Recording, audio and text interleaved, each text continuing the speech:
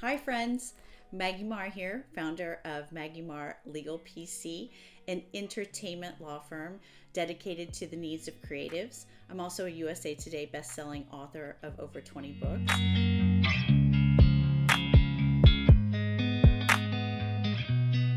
And I'm here to talk about books to film and TV, what every author needs to know. This is my first fiction title, and it basically lays out what I've learned over the last 20 years working in the entertainment industry and moving books into the film and TV space. So this video is chapter 2. What I've been doing is I'm going through the book chapter by chapter, reading each chapter so that you can follow along with your own paperback, ebook, or audiobook.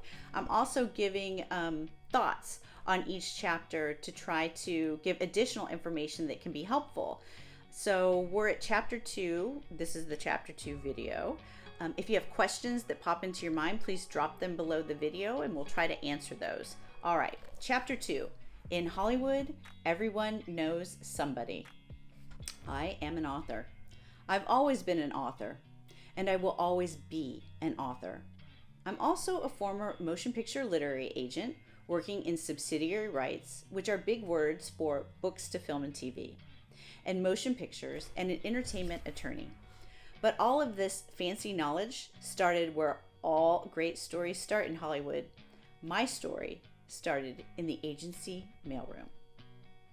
Who do you know? Harrison's face was placid, but filled with the expectation for my answer. He'd paused from putting pristine white envelopes into agent mailroom slots. It was 7:30 a.m. on a Wednesday, day 2 of my illustrious career as an agent trainee at what was arguably the second largest entertainment agency in the known universe. I stopped sorting the mail. Harrison's face had been the third one I'd seen when I began my fancy agency gig in the mailroom the day before. He, like me, was a licensed attorney. The day I started in the mailroom sorting mail, there were 3 attorneys and a PhD, all of us getting paid minimum wage for a way into the business, the industry, entertainment. Who do I know? I shook my head. What do you mean, who do I know? Harrison's head jerked back. You're the first post-strike hire. You're a woman, and you just got hired for the second most prestigious agency trainee program in all of Hollywood. He glanced around at our fellow trainees, all of them men, doing our required 6-month mailroom time. Everyone here knows someone. That's how they got the interview. He tossed an envelope into an agent's mailbox for emphasis. So, who do you know? By this time, I could feel everyone in the mailroom listening. I would come to find out that pedigree is everything in Hollywood, and that the crown prince of a country could be sorting mail with me because, just like they say, everyone starts in the mailroom. I glanced around at my fellow trainees who dropped their eyes, pretending not to listen. I smiled at Harrison with my big Midwestern grin. I shook my head again. Harrison, I'm just a girl from Kansas. I don't know anyone from Hollywood. The gasps were audible. Harrison rolled his eyes, and a knowing smile spread across his face. Okay, Margaret, I gotcha. Harrison didn't believe me. He thought for sure I would find out from him later over drinks that I must know someone super important. Tarantino, Wyatt, Witherspoon. If I wouldn't tell him, he was certain that I simply didn't want the brown-nosing that would inevitably follow after I outed my big connection to the industry. The odds were just too insurmountable for me to have gotten the agency trainee gig without me knowing someone. But here's the thing. I was absolutely telling the truth. I didn't know anyone in town. I'd applied to 2 agencies, interviewed at both, and received offers from both. This, I'd later come to find out, was more unlikely than lightning striking me in the middle of Rodeo Drive. At this time, in the entertainment industry, agencies received approximately 1,000 resumes a week from people who, like me, wanted a spot in their agency trainee programs. ICM only had 30 agent trainees, and it usually took from 3 to 7 years to get your promotion from trainee to agent. Spots only became available in the in the agency trainee program when 1, a trainee got promoted, or 2, a trainee left. One of my mentors, love you Nancy, broke it down like this. Of the 1,000 resumes the agency received any given week, only 8 to 10 got interviews if there were open spots in the program. And of those 8 to 10 interviewees who had to get through 8 interviews with bigwig agents successfully, only 1 person got an offer. Out of those that accepted the offer to the agent trainee position, only 1 out of 100 actually became agents, and only 1 out of those 500 that became agents were women. Outrageous odds. Infinitesimal. So yeah, to even get the interview, everyone except me was helped along by a phone call, email, or referral from either an agent, a client of the agency, or at the very least, someone in the industry. I knew no one. No one. Which actually, in retrospect, may have helped. I had no preconceived notions. I had no idea that the odds were against me going into the industry, and perhaps ever since. Would it have helped if I had connections? Maybe, but I didn't. I made it through the agency door into the industry. By working for an agency, I received what felt like the equivalent of a graduate degree in entertainment. I made relationships and friendships that I rely on even today to package projects, sell books into film and TV, negotiate deals for clients, and get films and TV shows made. What I did have on that first day was a law degree, my Midwestern can-do attitude, and a work history. Prior to becoming an agent, I was a guardian ad litem in Cook County, working in abuse and neglect, and then a city attorney in Denver, working in domestic violence. All great prep for an entertainment career. I know now that what all those agents who interviewed me saw was this, a grown-up who wanted to learn, and that's exactly what I did. So I want to stop here and real quick talk about this. You know, when I first moved out here, I didn't know anyone at all in the industry, and I did send out resumes to 2 agencies, and I did receive offers for both. I don't think I even realized how hard it was.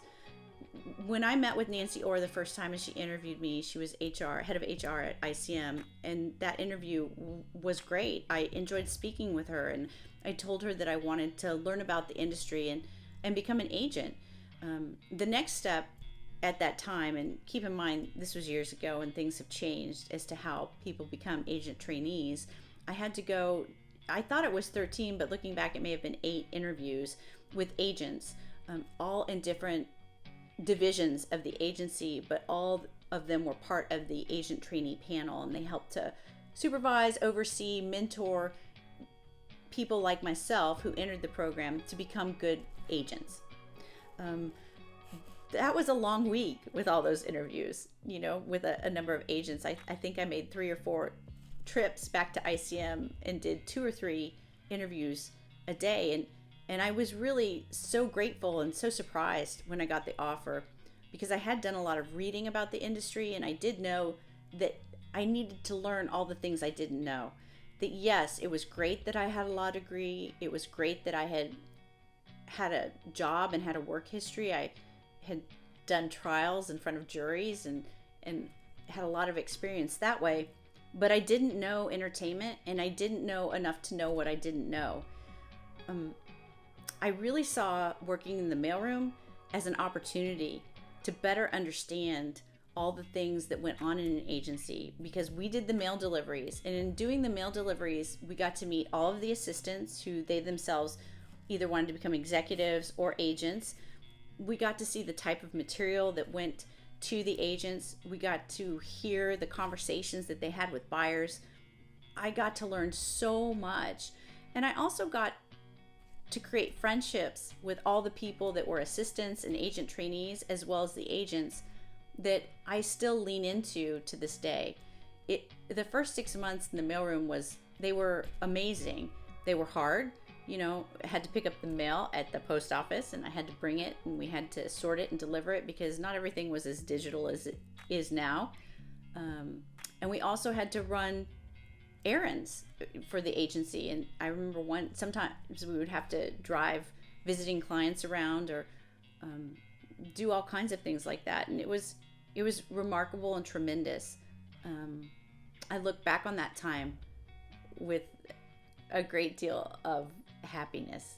And then we also spent time the way you do in, when you're working with people, we spent time together and we talked about the things we wanted to do and the things that we loved. And everyone was from a different part of the country. And even there were people in the mailroom from all over the world. I make a joke about a crown prince, but it's not so much of a joke. There were really interesting individuals who wanted to enter the entertainment space who came from very diverse and unique backgrounds. So it was a great time, and it was very, very fun, and I'm so grateful that I had the opportunity to do it. You don't have to know anyone in Hollywood. When I got my first gig in entertainment, what feels like 3 lifetimes ago, I was determined, prepared, and a little bit lucky, which is exactly what you have to be. Every author whose book makes it from the page to the screen is determined, prepared, and a little bit lucky. I found that my luck increased exponentially with the amount of work that I did. Reading this book is part of the work that you're doing as a professional author. Watching this video, listening to the audiobook, all of that is preparation for when the entertainment industry knocks on your door for your material. This book is information on how the entertainment industry works. This book comes to you from my 20 plus years of hard-won knowledge and work in the industry. All I can tell you is what I know, what I've discovered, how entertainment works and doesn't from my perspective as an author, a former subsidiary rights and motion picture agent, and an entertainment attorney. I started out not knowing anyone, and you may not know many, if anyone, in the film and TV industry, and yet here I am. I've sold hundreds of books into film and TV. I've read thousands of scripts. I've negotiated hundreds of deals. I'm here to report back that, number 1, there is no secret sauce, and number 2, there is no guaranteed action plan. There are, however, many different paths up the mountain of books to film and TV. Which path is the right one for you and your book? Well, you may not get to choose. You may have to trod the path you're given. But still, you'll be armed with some knowledge, this book, plus with a little luck, you won't get lost on the path from the base of the mountain to the summit. And so it begins. So that's chapter 1, and it really is about giving an overview of how I started in the industry, as well as this theme that you don't have to know anyone in entertainment to get to where you want to be. I'm a big believer that we can learn the skills that we need to learn to move into where we want to be. And then the rest of the book is about, how to get your book into the film and TV space. So if you have questions about this chapter that I've just read or any of the other chapters that I'm going to read, please drop the questions below the video. We'll also put a link to the paperback, ebook, and audiobook for the book, Books to Film and TV, What Every Author Needs to Know. There is a link below to my newsletter, and there will be a link below to the waiting list for the Books to Film and TV class that we will be teaching. We're starting that this year, and we're really excited about it. And if you are interested in it, please sign up to the waiting list. Again, thank you so much, and I hope you're enjoying Books to Film and TV, What Every Author Needs to Know.